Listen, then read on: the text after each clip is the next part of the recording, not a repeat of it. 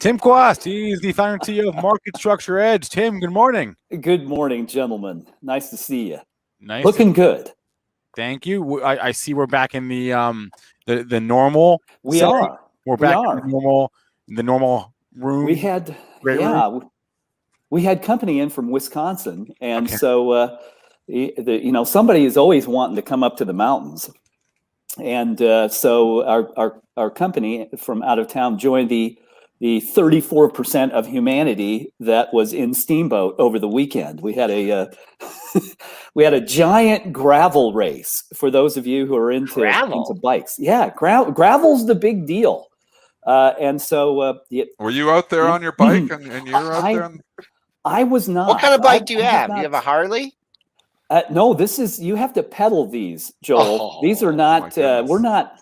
There are no motors here. This is all all about the pedals. So 3,000 people showed up in Steamboat just on the bikes, not counting everybody else who came. And so for the extreme element, it's 144 miles and 9,000 feet of climbing on gravel roads. And I kid you not, the winners of that race, both men and women, do that at averaging over 20 miles an hour on a bike. So for in gravel, yes. The winner, the men's winner, Alex Howes. He's a professional rider, but he did it in 6 hours and 19 minutes. 144 miles, 9,000 feet in 6 hours and 19 minutes. Do the math on that. I can tell you what it is. That's it. You're doing almost 22 miles an hour for over gravel. Go try that. Oh no, thank you. Right. Should went on Johnson & Johnson over the weekend. Man.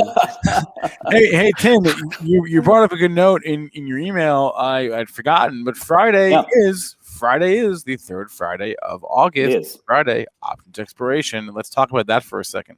Yeah. Well, it's I think. Very important to understand the effect that options expirations can have on your positions traders. And if you're trying to trade something that's reporting results, say like Applied Materials, right during options expirations, it is. I like to use the astronomical notion of bent light. Sometimes you can't see planets in deep space, but you can see how light bends because gravity bends light. Well, options are like that. You may not be able to see the effect, but the presence of a possible obstacle to your expected outcome can be seen on the calendar in the form of options expirations. And there are 3 dates that matter, plus the 2 days that follow the expiration period when new options will trade. So we have Wednesday, VIX expirations. And this is all volatility as an asset class, and it ties into something else that I hope we have a chance to talk about, which is is buy and hold better than trading? Well, if it was, why would everybody try to diminish volatility? I have them in my managed accounts. JP Morgan offers hundreds of billions of dollars of low volatility strategies. Double Line Capital does the same thing. Jeff Gundlach got those too. Everybody tries to reduce the effect of volatility because it erodes returns. If you bought equities, if you entered the market in December of 2016, and then you panicked in March of 2020, you would have made 0% over 5 years. That's how significant the effect of short-term volatility is. So that's Wednesday. Thursday, our index, AM-dated index expirations, which the Europeans love. It's our only European-style option in the market. And then Friday, to your point, Spencer, is triple witching, when index options and futures and stock options expire. And this matters because almost 20% of the total market cap, so we have a market cap of 50 trillion. So, do the math on that. 20%, $10 trillion. $10 trillion of market cap ties in some way to a derivative. And so it's very important to understand whether people are increasing or decreasing risk, and what do you think it might be? And would the data tell us? I like to tiptoe very carefully around those because they destroy returns. And why would you want to just, destroy all the great thinking you've done by simply hanging around when there could be a black hole in the market? We've got a few ticker requests for you, Tim. Okay. If you want to pull up, let's do it. Let's do it. Okay. TJ Mosley. I'm just going to pick one, TJ. Let's just do Rocket here because they reported last Thursday, I want to say Thursday morning, I think. Maybe Thursday afternoon. All right. RKT. Let's go to the list. It says improperly Benzinga power hour. This is a power hour. But this is not the power hour, but we'll just it is Benzinga. Tell us what the supply and demand is saying on all right, let's look at that. We can't get our own slides. That's extra. That's extra, Joel. We bring the guy on. That's extra. And now we're second fiddle. Go ahead, Tim. I mean, at least you got the Benzinga thing, right? That's right. It's a Monday, so I feel like that's a small victory. So Rocket is at. So remember, for those of you who have observed this before, there's a fulcrum of supply and demand, and it's 5. We simply created a scale of supply and demand in the market that is a 10-point scale, and so gains tend to come above 5. In fact, here's a little tidbit for you. I've ran data over the weekend looking at returns in the SPY, so a proxy for the S&P 500, and we're going to look at Rocket. So bear with me here. From July 1, 2015 to present, that just happened to be the data set that I had that was ready. And so in that data set, when the market is below 5, there were effectively 0 returns over the whole time. So you would say, well, why would I own the market if it's under 5, if there are no returns? And by the way, when it's over 7, only 5% of the returns in the market come when sentiment is over 7, meaning 95% of them lie somewhere between 5 and 7. Well, why would I own the market over 7 then? So it's the significance of volatility, and realize that's 1,528 trading days. So over 1,528 trading days, if you avoid the times when the market is below 5 or over 7, you're likely to capture 95% of the gains. And realize there are huge losses that occur below 5. I looked at the data for when the market is below 4, and the SPY lost 80 points. So over the whole time, from July 1, 2015 to present, it has added 239 points. We'll take a third of that away, which means you have to refill that ditch just to get back to level. Well, what if you retire during that period of time? So that's the significance of volatility. So let's look at Rocket. It's 5 and bottom. Tells me it's right at the supply-demand fulcrum. It's 49% short volume of supply. That's the supply chain. When it's over 50, there is excessive supply, and it's much more difficult for stocks to rise no matter how much demand there is. If it's low, I say around 40. So this is a balancing act. This is people betting both long and short on Rocket, and you can see how it jumped, right? So let's see what's going to happen. I like to say go back 3 months, because 3 months is a good proxy for what's occurring. Here was a great time to buy Rocket. Right when demand increases and supply declines, that's where you capture gains. And then when demand begins to falter and supply begins to rise, leave. You won't capture everything, but you can get a very nice return and know something that nobody else does, the supply-demand balance. Then here's where we are now. So you have a nice move in price. Short volume is very high but declining. Demand is right at 5. So what's the likelihood of holding these gains? Well, it's reasonable, but it's not great. You're unlikely to get massive gains unless that equation changes. Okay. We had the big 1960, man. That's all I could get. I can't get that out of my mind. 1955, 1960. Hit that on Friday. Going back a couple days, so bust through there. I like it. And then you work your way up to 20. Also, last month's high was right there. So there you go. That's definitely big level. How much does a gap up in price, like a sudden gap up in price in RKT off of earnings, change? Your indicators. It depends on who's doing it, because there are different purposes and time horizons. It's a great question, and once again, we think of the stock market as a store. And there are consumers who come into the store, and there are consumers who are, buying potato chips, and consumers who are buying big pallets of bottled water. Let's just use that as an analogy. So if we look at the behavior that caused that spike, it is fast trading. These are the parties that buy retail flow. So Citadel, Virtu, Hudson River Trading, somebody now is getting into that. Tower Research, I think, is getting into that business. Jump Trading is getting into that business. Infinium, GTS, and so on. They don't just buy retail flow, but that tells us it's a very, very short-term horizon. Could there be bets into options expirations? Absolutely. One of the favorite strategies of short-term traders is chasing 5-day out-of-the-money calls into options expirations. Because they move, and then people get caught up in it because they're unaware they're about to expire, and you can get caught. So I look at that and say, if it was passive money, which is the great engine of the market, that might be different.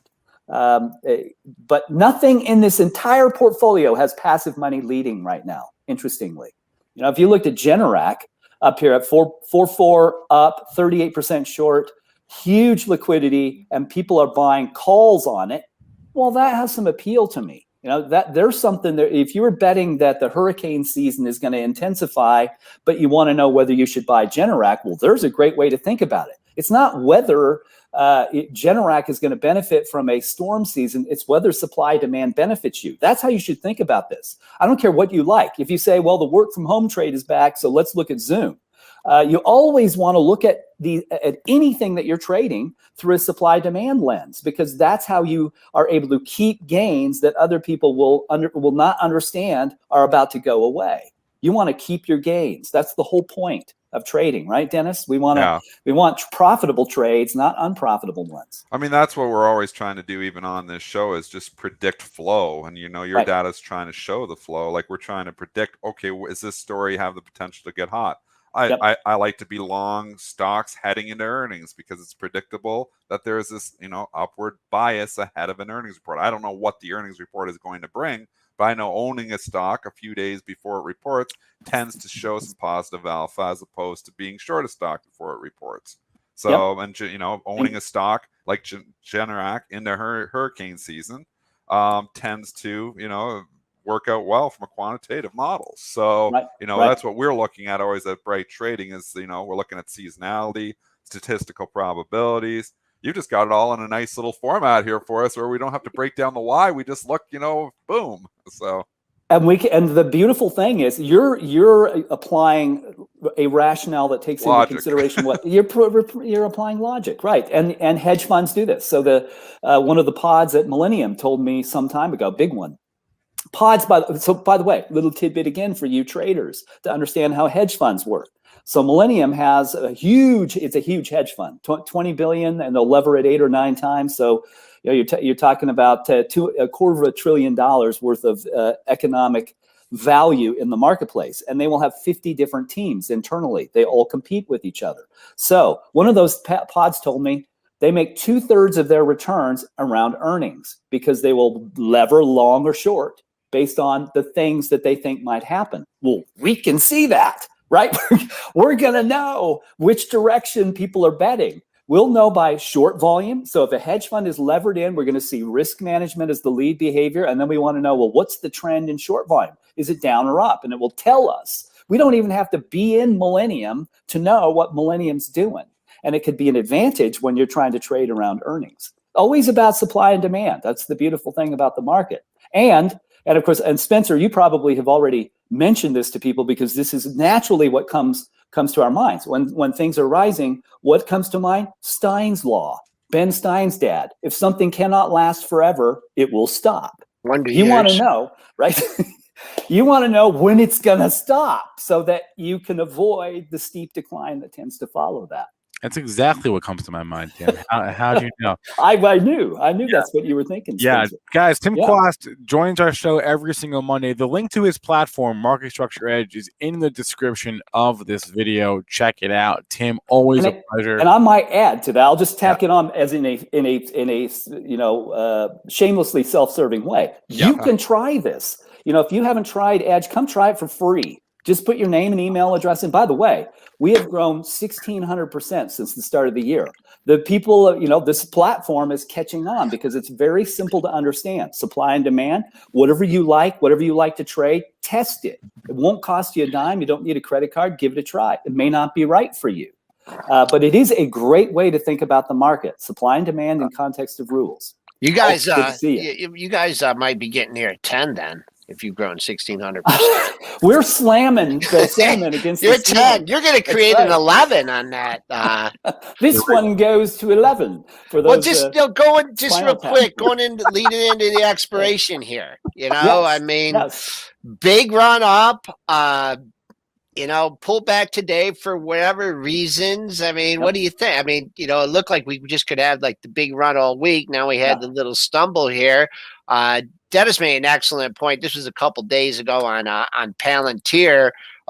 He was talking about a 25 ping and kind of ended up under that for a week. Do you have can you correlate a level in the S&P where there's just that crazy open interest, or is it little early to determine for this week?